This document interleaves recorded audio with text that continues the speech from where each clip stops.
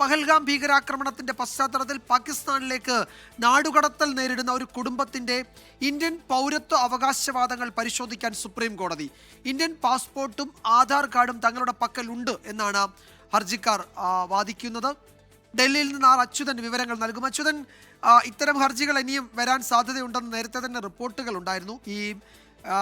കുറേ വർഷങ്ങളായി ഇന്ത്യയിൽ താമസിക്കുന്ന ചില പാകിസ്ഥാനിൽ നിന്നുള്ള കുടുംബങ്ങൾ, അവരുടെ പക്കൽ ഇന്ത്യൻ രേഖകളുണ്ട്, അത് കോടതി പരിശോധിക്കേണ്ടി വരും എന്നൊക്കെയായിരുന്നു അന്ന് വാദം. അത്തരത്തിലുള്ള ഒരു ആദ്യത്തെ ഹർജിയാണെന്ന് തോന്നുന്നു ഇപ്പോൾ വന്നതല്ലേ?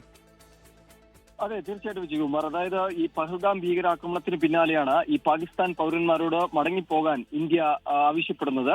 അതിനൊരു സമയപരിധി നിശ്ചയിക്കുകയും ചെയ്തു. ഇതിന് പിന്നാലെയാണ് ഈ നടപടിക്കെതിരെ ഒരു കുടുംബം ഇപ്പോൾ സുപ്രീം കോടതിയെ സമീപിച്ചത്. അതിൽ അവർ അവകാശപ്പെട്ടത് ഇന്ത്യൻ പൗരത്വം തങ്ങൾക്കുണ്ട് എന്ന അവകാശവാദങ്ങളായിരുന്നു ഈ കുടുംബം ഹർജിയിൽ ഉന്നയിച്ചത്. അതായത് ഇന്ത്യൻ പാസ്പോർട്ടും ആധാർ കാർഡും തങ്ങളുടെ പക്കലുണ്ട് എന്ന് ഹർജിക്കാർ കോടതിയെ അറിയിച്ചു. ഇതിനെ തുടർന്നാണ് സുപ്രീം കോടതി ഈ രേഖകൾ കൃത്യമായി പരിശോധിക്കാൻ ഇപ്പോൾ കേന്ദ്ര സർക്കാരിനോട് നിർദ്ദേശിച്ചിരിക്കുന്നത്. കൃത്യമായി പരിശോധിച്ച് തക്കതായ തുടർ നീക്കങ്ങൾ അല്ലെങ്കിൽ നടപടികൾ തീരുമാനിക്കാൻ കേന്ദ്രത്തിന് ഇപ്പോൾ സമയം നൽകിയിരിക്കുകയാണ്. എന്നാൽ വിഷയത്തിൽ എത്രയും വേഗത്തിൽ തീരുമാനമെടുക്കാനാണ് സുപ്രീം കോടതി കേന്ദ്ര സർക്കാരിനോട് നിർദ്ദേശിച്ചിരിക്കുന്നത്.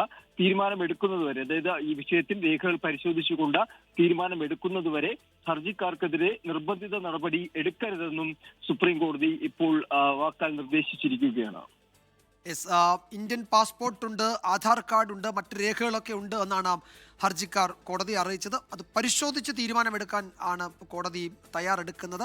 അതുവരെ നിർബന്ധിത നടപടികൾ പാടില്ല എന്നൊരു വാക്കാൽ നിർദ്ദേശം കോടതി അധികൃതർക്ക് നൽകിയിട്ടുണ്ട്.